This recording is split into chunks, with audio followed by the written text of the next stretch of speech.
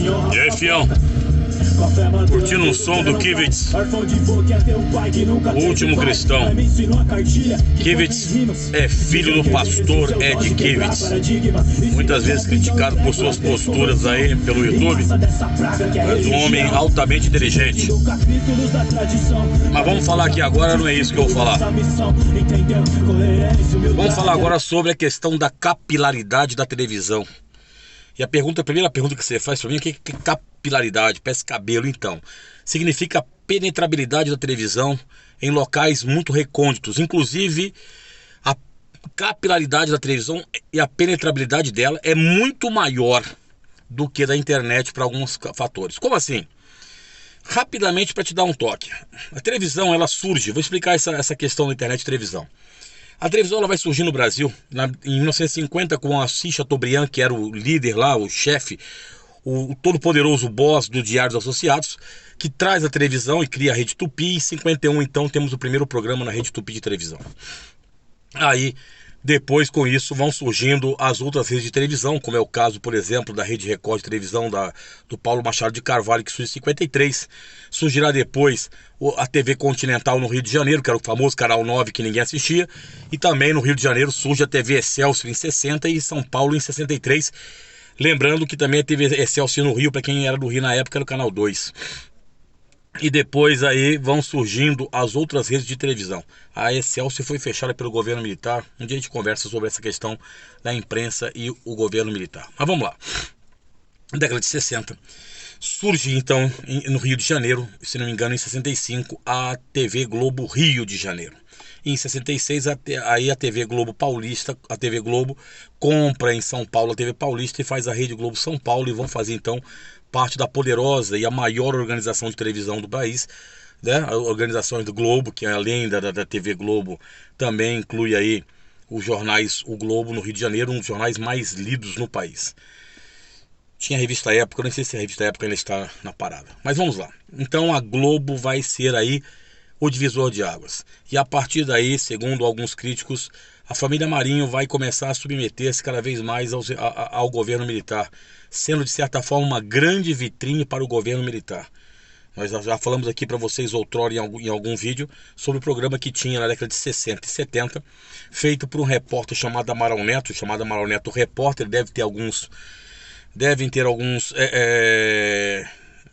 capítulos aí dele no YouTube, muito bom. Trazia as obras faraônicas do governo militar, mas eram programas muito bem feitos para a época, né? Depois Amaral Neto vai percorrer grande parte do mundo também, sendo aqueles jornalistas que vão no local realmente onde está, e com isso ele teve algumas legislaturas como deputado federal do Rio de Janeiro.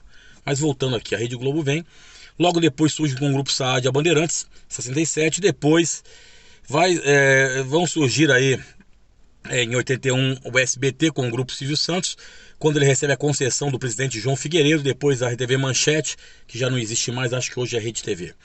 Aí tem, outrora também tinha a Gazeta, a TV Cultura de São Paulo, que era a Fundação Padre Anchieta, importantíssima dentro, principalmente na arte da parte cultural, para onde alguma a cultura, e eu falo cultura aí mesmo, clássica, não tinha vez nos programas da rede de televisão. Aliás, a Rede Globo tinha um programa chamado Conselhos para a Juventude, que passava às 9 horas de domingo, depois acabou também. Mas voltando aqui, então a televisão ela começa com isso, e essa penetrabilidade, ela vai influenciar o quê? Ela vai influenciar na formação do Brasil, de certa forma, e com muita ênfase.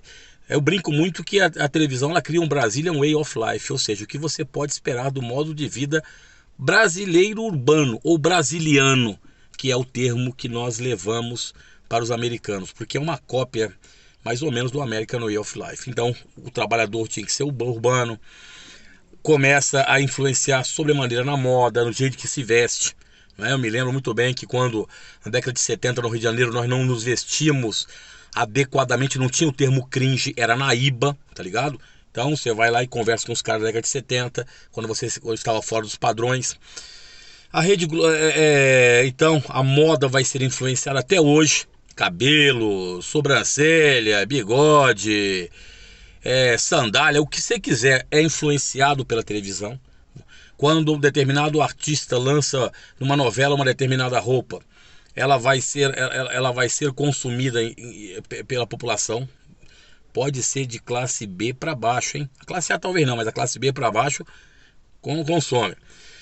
Tivemos também os programas de informação, os jornais, né? Tivemos em 52 o famoso Repórteresso, que teve à sua frente nomes famosos do jornalismo brasileiro, como por exemplo Gontijo Teodoro, depois o grande Luiz Jatobá e também Heron Domingues, esqueci outro aí, mas depois eu me lembro. Tivemos também jornais que influenciaram muito, que é o Caso, que é Queira Você ou Não, Jornal Nacional, que desde a década de 70 vem influenciando o pensamento brasileiro, norteia o pensamento da maior parte dos brasileiros, apesar de todo mundo falar que não assiste a Globo, mas todo mundo sabe o que passa na Globo. Tivemos aí o Fantástico, que surgiu em 73 ou 74, não me lembro mais, e o Fantástico é um programa, uma revista, né, revista semanal, que depois também hoje, de certa forma, forma opiniões. Então a Rede Globo ela vai transformando com esses telejornais, ela vai se aproximando e vai logicamente tendo aquele feedback com o povo e fazendo aquele retorno. Ele pega também o que o povo pensa e aí vai se tornando politicamente correto dentro dos contextos. É a televisão que tem os programas de humor, humoristas famosos como Moacir Franco, que até hoje está vivo, Zé Vasconcelos, Costinha, que em memória... Chico Anísio, o grande comediante que tinha mais de 200 personagens, mas o pessoal falava que só se lembrava de 2 ou 3. Renato Aragão, que tinha as comédias tipo Pastelão, né? Estamos aqui colocando apenas alguns. Ronald Golias, muitas vezes esquecido, né? O famoso Creed, que até tem uma música dos Titãs, o Creed, Fala Pra Mãe, que a música chama-se Televisão. Né? A Praça é Nossa, que era do Manuel de Nóbrega, pai, que era a Praça da Alegria. E aí depois furou a Praça é Nossa, que era do Manuel de Nóbrega, pai do Carlos Alberto de Nóbrega. E as novelas. As novelas são fundamentais em um monte de situações, em ideologias, como eu falei, na moda, comportamentos. Quando você quer ver mudanças de comportamento na sociedade, você pode assistir as novelas que você vai vendo as mudanças chegando. Eu me lembro que tinha novelas antigamente que mostrava, por exemplo, o envolvimento de homens bem mais novos, na casa de Denis Carvalho, com a Ilka de Oliveira, que era uma artista, mostrando a mulher bem mais velha como mais novo. Isso chocou na época e depois começou a ser aceito. Começava-se a colocar aí, por exemplo, os comportamentos urbanos que nós temos hoje, começaram a se fazer pautas identitárias, quer queiram, quer não, devem também muitas das novelas, lembrando que a maior parte das pautas identitárias que nós temos aí, elas surgem principalmente no hemisfério norte, nos Estados Unidos aí, né? Vão atrás disso para entender a situação. Não estou aqui dizendo se é certo ou errado, mas são colocadas de lá para cá. Então o pessoal aí às vezes que está com essa camisa que se diz de esquerda, eles escondem coisas assim debaixo do tapete que eu não sei porquê, mas também não me interessa. Até porque eu estou de camisa vermelha para agradar gregos e troianos, porque como eu faço às vezes vídeo de camisa amarela e tal, o pessoal acha que eu sou de extrema direita. Então para os de esquerda eu sou gado, para os de direita agora eu devo ser comunista e por aí vai. Não vão fazer, né? Vamos colocar dinheiro nas minhas coisas. Então a televisão tem tudo isso e ela entra mais do que a internet, por quê? A internet forma bolhas e você não sai da sua bolha. A internet surge no Brasil na década de 1990, mais ou menos. Ela era uma rede militar, depois torna-se uma rede civil. E o acesso à internet é muito desigual. Tem muitos locais que os sinais não pegam. É só você pegar ali, quando tivemos as aulas, chamadas aulas remotas ou à distância, que muitos alunos ficaram sem condições de assistir internet. Por isso que o governo do estado aqui de São Paulo colocou as aulas na TV Cultura, inclusive, pela penetrabilidade maior, os melhores sinais que podem chegar. Se bem que aqui em casa a TV Cultura de vez em quando não chega. Então, filho, a televisão tem uma importância fundamental na sociedade que você tem hoje. A imprensa, ela passa para você situações. Mesmo quando você se diz da contracultura, depois você é absorvido por ela. Vou dar o exemplo clássico do hip hop, do rap. Os caras, não vão pingar, não vou aparecer em lugar nenhum. Porque não sei o que. Apareceram, não é o Ed Rock que apareceu com o Luciano Huck, velho? Não é o MV Bill que apareceu com o Luciano Huck? Não é os grupos de rap que estão aparecendo na televisão? Então, fião, nem contra a cultura, nem o Chico Buarque escapou, que disse que nunca mais ia trabalhar na Globo. Depois a Globo lança o programa na década de 80, Chico e Caetano. Então, fião, vem com essa miguelada pra cima de mim não, que isso aí não vem com essas ideias aí tortas não. E nós vamos tocando aqui, Kivitz, né? Sem a fantasia, Deus e o bonzinho. É, Kivitz, você comprou briga com a rapaziada. Mas é isso aí, fião. Se quiser dar aquele like no canal, dá. Se você não quiser dar, não posso fazer nada.